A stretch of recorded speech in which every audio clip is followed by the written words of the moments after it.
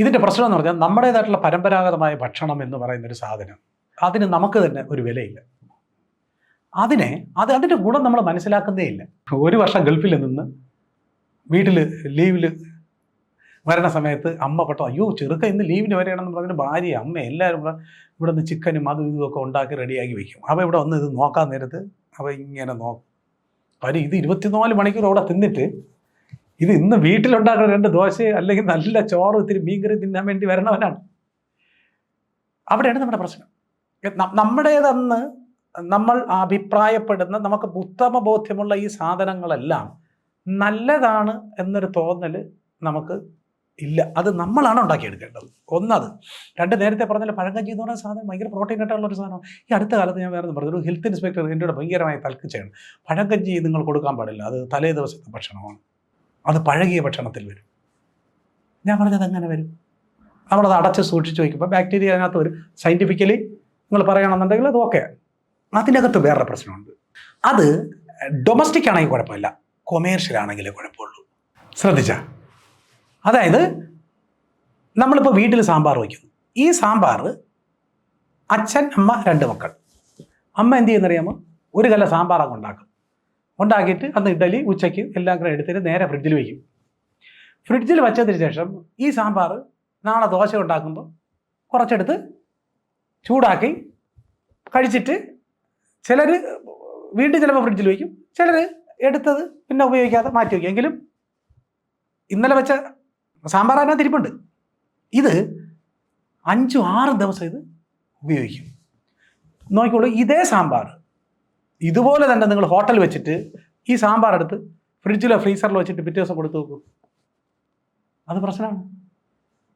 നോക്കൂ, 2 ഫുഡ് ഒന്നാണേ, ചെയ്യുന്ന മേഖല മാറി. ഒന്ന് ഡൊമസ്റ്റിക്, വീട്ടിൽ പഴയ ഭക്ഷണം എത്ര പ്രാവശ്യം വേണോ ചൂടാക്കി കഴിക്കാം, ഒരു പ്രശ്നമില്ല.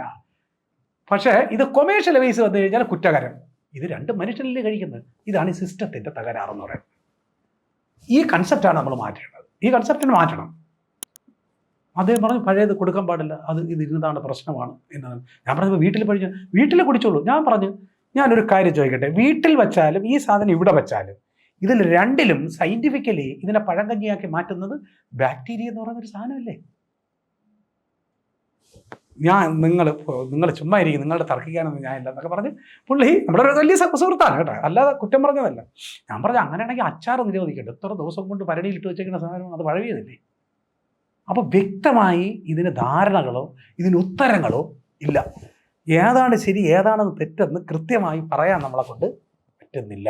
ഇത് നേരത്തെ ചോദിച്ച പരമ്പരാഗതമായ ഭക്ഷണം, ഈ ഭക്ഷണം എന്തുകൊണ്ടാണ് നമുക്ക് ഏറ്റവും അധികം ഇഷ്ടമായി മാറുന്നതെന്നും നമ്മുടെ ജീവിതത്തിൽ ഇത് ഏതെങ്കിലും മേഖലകളിൽ നിന്ന് പറയുമ്പോൾ നമുക്ക് അമ്മയെപ്പോലെ അപ്പനെപ്പോലെ നമ്മുടെ വീടിനെ പോലെ നമ്മുടെ സൗഹൃദത്തിനെ പോലെ തന്നെ ഒരു ഭക്ഷണത്തിന് നമുക്ക് ഇഷ്ടപ്പെടുന്നത് എന്തുകൊണ്ടെന്ന് ചോദിച്ചാൽ നമ്മളത് ആ ഭക്ഷണം നമ്മുടെ ജീവിതത്തിൻ്റെ ഭാഗമായി മാറിയത് കൊണ്ടാണ്.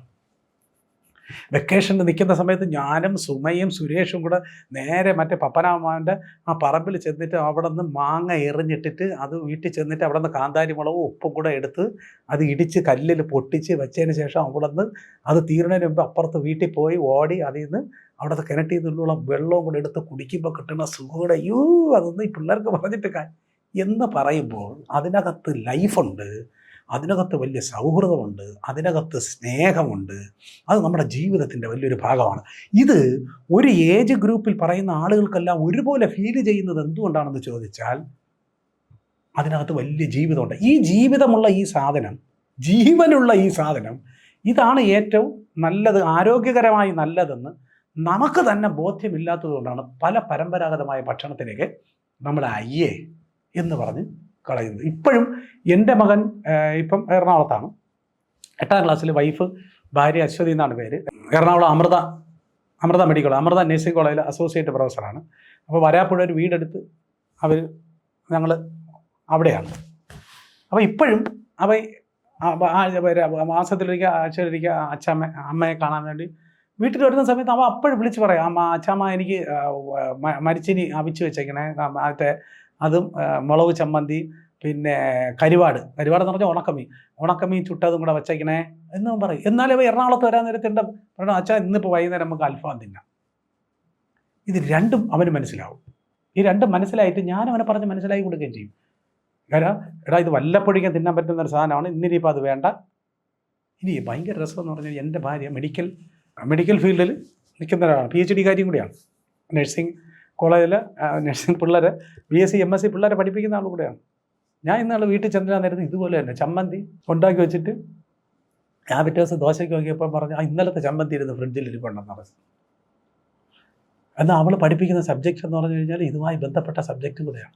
അതാണ് ഞാൻ പറഞ്ഞത്, മാറേണ്ടത് നമ്മൾ തന്നെയാണ്, ജോലി എളുപ്പത്തിന് വേണ്ടി ചെയ്യും. എന്നാൽ പിള്ളേർ ഭയങ്കര രസമാണ്, പിള്ളേരിത് വേണ്ടാന്ന് പറയുകയും ചെയ്യും. ചില കുട്ടികൾ ഇന്നലെ ചമ്മന്തിയല്ലേ ഇന്ന് എനിക്ക് വേണ്ട.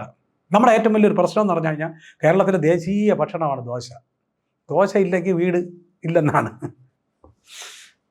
ഒരു ദിവസം ദോശ ഇട്ട് കൊടുക്കും, കൊച്ചു കഴിക്കും. രണ്ടാമത്തെ ദിവസം ദോശ ഇട്ട് കൊടുക്കും, കൊച്ചു കഴിക്കും. മൂന്നാമത്തെ ദിവസം ദോശ ഇട്ട് കൊടുക്കുമ്പോൾ ഈ കൊച്ച് നേരെ കൊണ്ട് വയ്ക്കുമ്പോൾ തന്നെ ഇങ്ങനെ മുഖത്ത് നോക്കിയിട്ട് ചോദിക്കും ഇന്നും ദോശയമ്മ ചോദിക്കും കുട്ടി.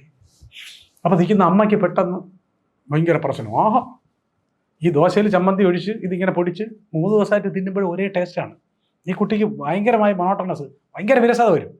അപ്പോൾ ഇവരെന്ത് ചെയ്യുന്നറിയാമോ, കാര്യം 5 കവർ മാവ് അല്ലെങ്കിൽ ആട്ടി അല്ലെങ്കിൽ വെളിയിൽ നിന്ന് വാങ്ങിച്ച് നേരത്തെ മറ്റേ ചരുവത്തിൽ വെച്ച് ഫ്രിഡ്ജിൽ വെച്ചിരിക്കുകയാണ്. ഉടനെ പറയും അപ്പം നാളെ ദോശ തുടരുതേ. ശരി. ഉടനെ രാവിലെ എന്ത് ചെയ്യുന്നറിയുമ്പോൾ ഇതേ മാവ് എടുത്തിട്ട് ഇഡ്ഡലി ചുട്ട് കൊണ്ട് വയ്ക്കും. ഈ കൊച്ച് അതിൽ ശ്രദ്ധിക്കാതെ അല്ലെങ്കിൽ TV എന്തെങ്കിലും കണ്ടുകൊണ്ട് ഇതെടുത്ത് അതിലൊഴിച്ച് ചമ്മന്തി ഒഴിച്ച് ഇങ്ങനെ വാക്കകത്ത് വയ്ക്കുമ്പോൾ കൊച്ചിന് ഇന്നലെ ദോശയിൽ നിന്ന് കിട്ടിയ ടേസ്റ്റ് എന്താണോ അത് തന്നെയാണ് കിട്ടുന്നത്. ഇത് രൂപം മാറുന്നേ ഉള്ളൂ, കണ്ടന്റ് മാറുന്നില്ല. ഉടനെ പറയും ഇന്ന് ദോശയമ്മ, നോക്കടി അങ്ങോട്ട് കണ്ണു തുറന്ന് ദോശയാണ്, ഇഡ്ഡലി അല്ലേ ഇരിക്കുന്നത്. അപ്പോൾ ഈ കൊച്ചിനും ഇത് അറിഞ്ഞിട്ട് എന്താണ് സംഭവം ഇത്. അപ്പം നമ്മുടെ ഏറ്റവും വലിയ പ്രശ്നം ഈ പുതിയ കുട്ടി കണ്ടന്റ് ഇല്ലാത്ത സാധനങ്ങളെല്ലാം കുട്ടികൾ റിജക്റ്റ് ചെയ്യും കേട്ടോ. അതൊരു വലിയ പ്രശ്നം. ചില രക്ഷകർത്താക്കൾ അറിഞ്ഞുകൂടാത്തൊരു സാധനമാണ്, കണ്ടന്റുകൾ ഇല്ലാത്ത സാധനങ്ങളെ കുട്ടികൾ റിജക്റ്റ് ചെയ്യും. അതുകൊണ്ടാണ് നമ്മൾ ചില സാധനങ്ങൾ പറയുന്നത് ആ കുട്ടി കേൾക്കാതിരിക്കുന്നതും ആവർത്തിച്ച് പറയുമ്പോൾ കുട്ടി മൈൻഡ് ചെയ്യാതിരിക്കുന്നതും. അതുകൊണ്ടാണ് കാര്യം എത്രയും പ്രാവശ്യമായിട്ട് ഇയാൾക്ക് ഇതല്ല അത് വേറെ ഒന്നും പറയാനില്ലേ എന്ന് നമ്മളത് പറയാനും പറ്റൂല. അപ്പോൾ നമ്മുടെ പരമ്പരാഗതമായ ഭക്ഷണം എന്ന് പറയുന്ന ഒരു സാധനം നിങ്ങൾ ചോദിച്ചത്, അതിന് വർത്തുണ്ടെന്ന് നമ്മൾ തന്നെ ആദ്യം പറയണം. നമ്മൾ പറഞ്ഞാലേ ബാക്കിയുള്ളവർ ഇത് അക്സെപ്റ്റ് ചെയ്യും. പിന്നെ പുതിയൊരു സാധനം നമ്മൾ പരീക്ഷിക്കുന്നതുകൊണ്ട് വലിയ തെറ്റൊന്നുമില്ല. ഇപ്പോൾ നമ്മളിപ്പോൾ UAE അല്ലെ ജപ്പാനിലോ അല്ലെ ഇംഗ്ലണ്ടിലോ അവിടെ പോയി കഴിഞ്ഞാൽ അവിടുത്തെ ഭക്ഷണമേ കിട്ടുള്ളൂ. അവിടെ ചെന്നിട്ട് എനിക്ക് കഞ്ഞി വേണമെന്ന് വാശി പിടിക്കാൻ പറ്റില്ല. അത് അവിടുത്തെ മനോഹരമായ രീതിയിൽ നല്ല രീതിയിൽ നിയന്ത്രണത്തിൽ കർശനമായി ചെയ്യുന്ന വളരെ നല്ല ഹെൽത്തി ഫുഡാണ്.